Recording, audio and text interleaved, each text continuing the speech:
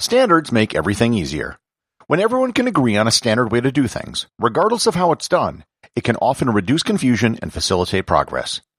You'd think if there was one thing that would be standardized everywhere, it would be the side of the road everyone drives on. I mean, there's only two ways to do it. Yet, there is no such global standard. Learn more about why we don't all drive on the same side of the road on this episode of Everything Everywhere Daily.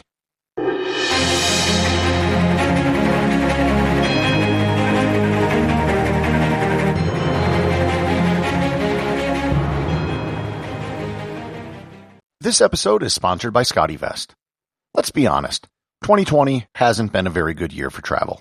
However, at some point, and I am not predicting when, we will be able to travel again. And when that time comes, you'll want to be ready. ScottyVest jackets and clothing can help you be a better traveler, whether it's going through airport security or just carrying your gear around town. And of course, you don't need to wait to travel to start wearing your ScottyVest gear, because all the extra pockets are useful, even if you're at home. You can get 15% off your next order by going to scottywest.com and using coupon code EVERYTHINGEVERYWHERE, all one word, at checkout. You'd think that with only two possibilities, setting a standard for what side of the road to drive on would be really easy. Driving isn't like electricity, where you can have any number of voltages and plugs. Yet, the world we live in is divided between countries that drive on the left and countries which drive on the right. Approximately 70% of humanity lives in a right-driving country, and 30% in a left-driving country. Of the 195 countries that are members or observers in the United Nations, 141 drive on the right and 54 drive on the left. The percentage who drive on the left is large enough that there isn't any incentive for them to change. If it were, say, 10% of the population, there might be more pressure to get with the program and get everyone on the same page. But with 30%, that's enough to not bother changing. Most of the left-hand driving countries in the world fall into one or both of two categories. They are islands, or they are former British colonies. Countries like India, Pakistan, Bangladesh, and most of southern Africa are former British colonies where left-hand driving was adopted by the British.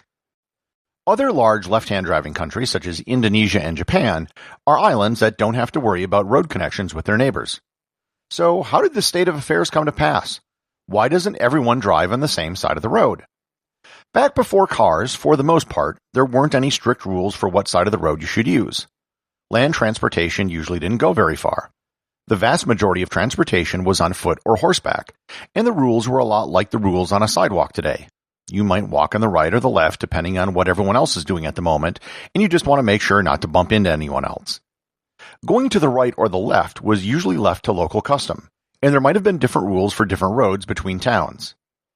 When you research this topic, you'll find many stories about why right or left side traditions developed, and most of them might have some truth, but the reality is there's scant hard evidence to prove any of these theories as to why people use one side or the other. Most of the theories are based on the fact that most people are right-handed. 90% of the population is right-handed, and back in the day, left-handers were often forced to do things right-handed, so de facto, everyone was sort of right-handed. In ancient Rome, the custom was to ride on the left. The theory is that if you're on a horse, you'd want to have your right hand free and closest to the person passing you in the event that you needed to use your sword.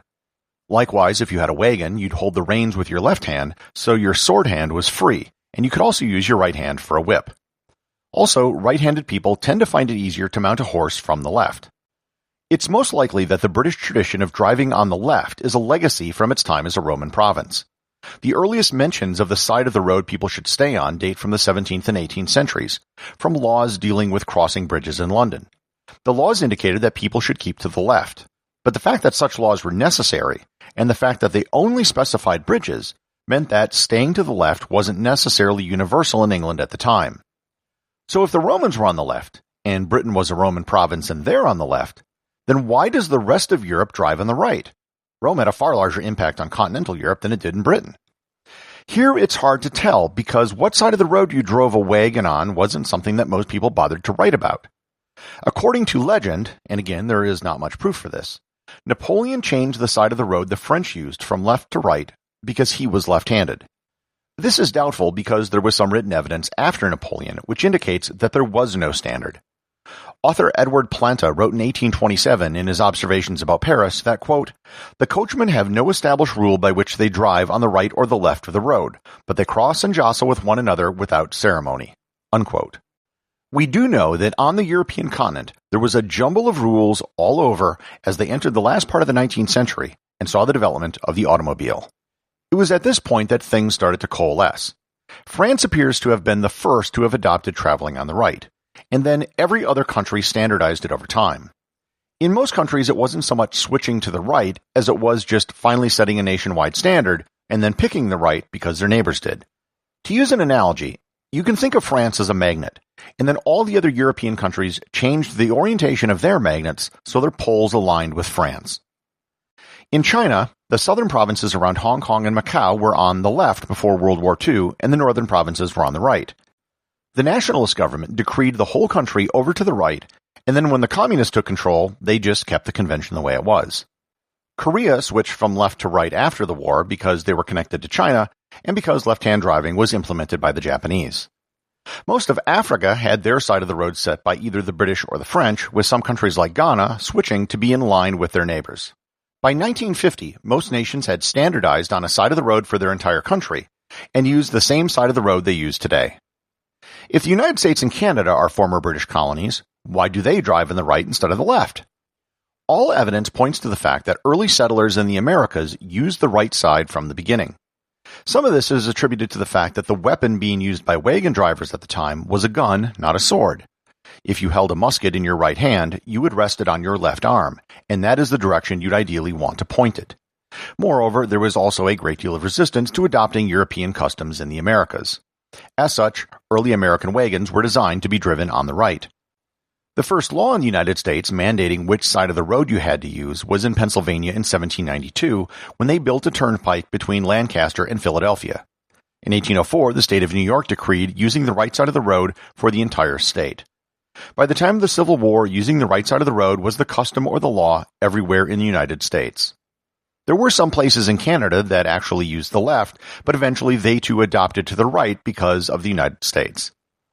There's really no intrinsic benefit to using the right or the left side of the road. Ultimately, it's pretty arbitrary. However, once you pick a side, it's very difficult to switch. However, it has been done. In 1967, Sweden switched from driving on the left to driving on the right. Switching the side of the road an entire country drives on isn't something that can be phased in gradually. It has to be done all at once.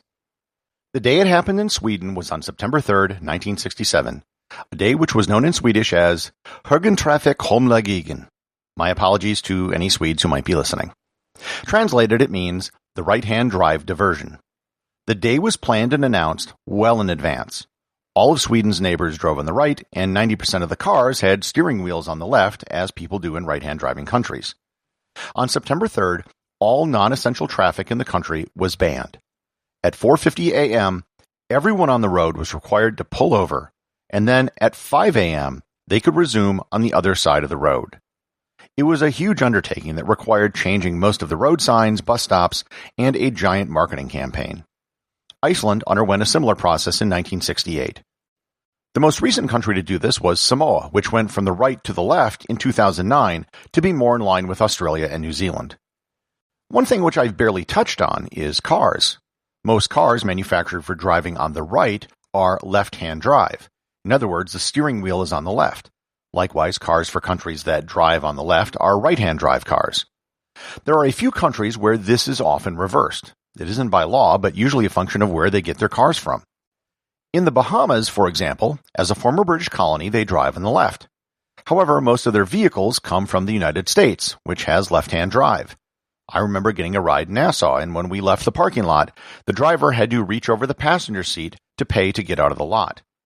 The U.S. Virgin Islands is similar in that they are the only part of the United States to drive on the left, but most of their cars come from the U.S. and have left-hand drive. Likewise, in the Pacific, some countries like Micronesia, I've seen just the opposite. They drive on the right, but their cars mostly come from Japan and are right-hand drive cars. What happens when two countries border each other and they drive on different sides? Well, it depends on the border crossing, but it could be as complicated as an overpass which crosses over, or as I've seen at some crossings, there's just a sign that says, "Please drive on the other side now." For most people, the side of the road you drive on is something that is so ingrained and instinctual that they are terrified at renting a car in a country where they drive on the other side of the road. The first time I did this was in Auckland, New Zealand in 2007. I rented a camper van I had to pick up in the middle of the city. I remember clutching both hands on the steering wheel, turning off the radio, and repeating the mantra over and over, stay on the left, stay on the left, stay on the left. Left-hand and right-hand drive cars are not mirror images of each other. The direction you shift gears is exactly the same, but instead of shifting out, you have to shift in. Likewise, I always found myself turning on the windshield wipers whenever I wanted to use the turn signal. Today, I've driven tens of thousands of kilometers on the left, and I consider myself an ambidextrous driver. I don't think so much about right or left so much as orientating myself as the driver with the center of the lane. Now, when I rent a car where they drive on the left, I can quickly go into left side mode without any difficulty. It's too bad there wasn't a more formal international standard body that was developed before the advent of the automobile. Things would have been easy to change back before there were road signs and steering wheels. As it currently stands, however, outside of a few changes, the current system is something we are probably going to be stuck with forever. Executive producer of Everything Everywhere Daily is James Makkyla. The associate producer is Thor Thomsen. Remember to leave a 5-star review to get your review read on the show. They can be left at Apple Podcasts, Podcast Republic, or wherever you listen to the show. Also, you can help support the show over at Patreon.com. Patrons can get merchandise like t-shirts and hoodies, as well as having direct access to provide suggestions for future episodes.